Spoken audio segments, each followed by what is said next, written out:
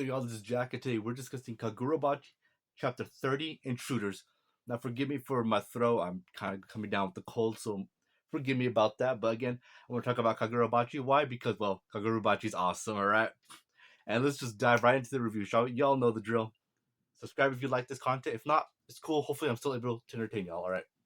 Let's go through it, shall we? Alright, so, okay, so this is interesting that we get here.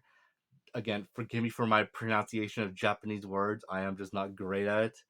The Sazanami, again, forgive me if I mispronounced that, Japan, are essentially they're guarding the lower floors, but usually they're actually right next to their father on the platform, protecting him.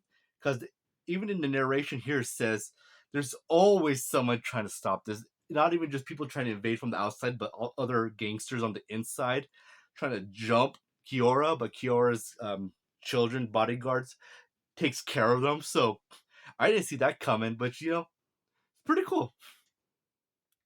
But this time around, Kiora says he's gonna, he'll be watching his own back. Y'all go down the bottom floor, watch the door, make sure no one goes in. Essentially, some of them are just wondering, like, why are we here? Why are we doing this?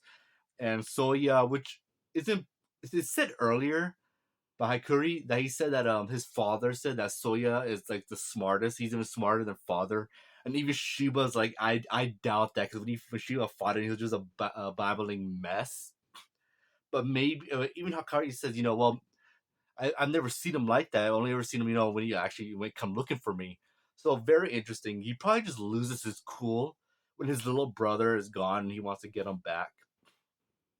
So again, very interesting that they did that with excuse me, with Soya and Hakari. Oh, my bad. My apologies.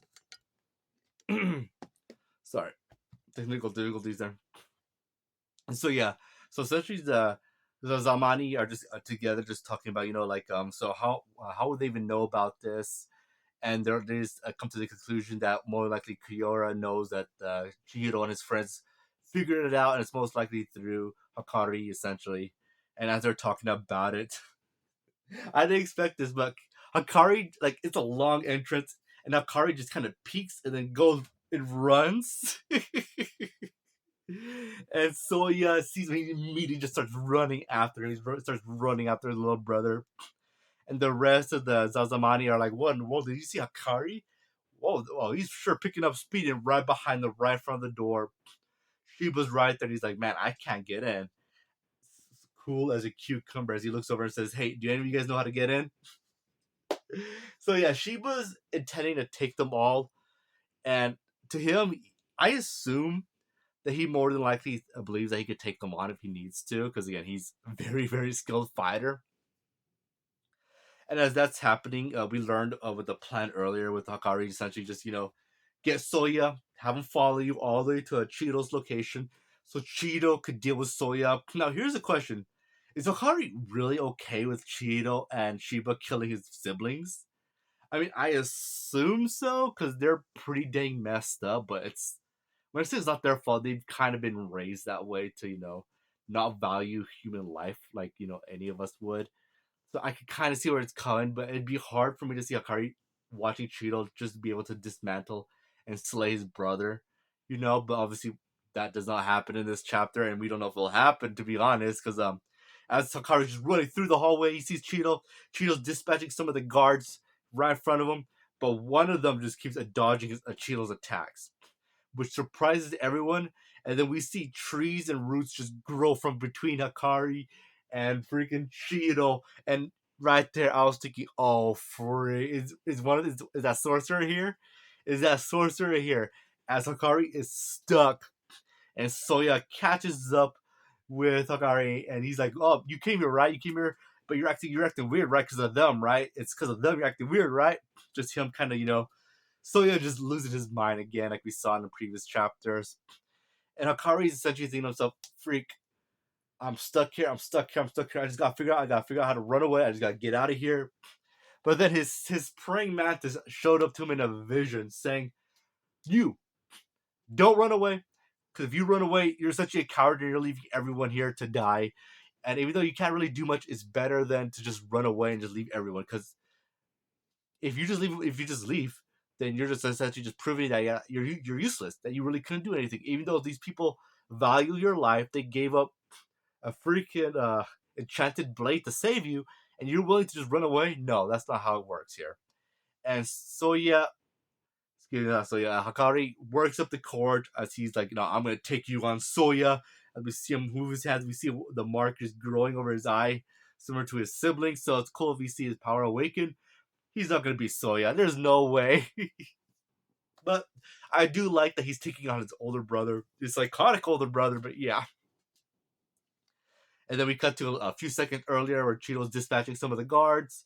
And then that once a guard is just dodging all of Cheeto's attacks.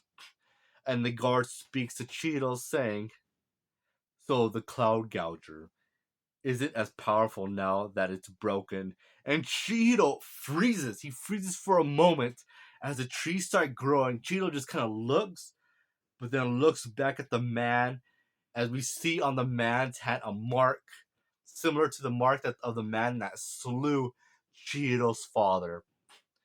And Cheeto freezes up, and I don't blame him. Holy freak, I didn't expect this. Woo! Alright, I'm gonna rate this chapter an 8 out of 10. This is a very, very good chapter. I'll admit I really, really liked it. If I had to pick a problem with it as well, Akari was able to just outpace Soya, which Soya is like the top tier of the sun. Again, I am so sorry. The Suzazamami clan warriors, not including Kuya. So just that he was able to keep away from him for a bit. Like that's the only thing I had a problem with. Not that it would really matter at the end of things. But yeah, it was crazy. Cheeto froze up. Now, discussion time, alright? I know this video ain't gonna be long, but I just want to talk about it because in Kagurabachi is hype, and it's the hype's real. Now, is this the same dude that killed Shihiro's father? Maybe. The only reason, even though they don't really share like that much, again, we didn't see his face. He does have the hat, the thing on his hand, but he doesn't have the ponytail we saw the guy that killed Chiro in the past in flashback. But the reason I do think it's him is because unless Cheeto saw the mark on his hand, and that's what made Cheeto freeze. But if it has to be the same voice, right? If it's the same voice, and that's what got Cheeto to freeze up, like he recognizes that voice because as we see Cheeto watching the man, he gets flashbacks of a man with the mark on his hand dealing damage and dealing the final blow to Cheeto's father. So again, it's a toss up. It might not be the one that kill the man with the top hat. It might be another one that has the same mark. And if that's so, then I didn't see it coming that there's more than just one guy with the mark. But if it's a crest, like a signia of this gang, all right, not bad. But as we see on the mark of this guy, it seems to be in the center hand, and the one that we saw with the top hat, I think it was like over towards where the thumb is. I could be wrong, but interesting. If I had to make a bet, like if I was a betting man, I would say it's probably it's probably the dude that killed Cheeto's father. It's probably him, just because I think the fact of the voice. I don't know if Cheeto saw the mark on his hand. If he did, then there's no problem with that whatsoever. But yeah, interesting chapter. I really enjoyed it. And if you guys didn't read the chapter, what are you guys doing with your life? Go check it out. Anyway, that concludes my video, and I hope you guys have a great day and take care. Later.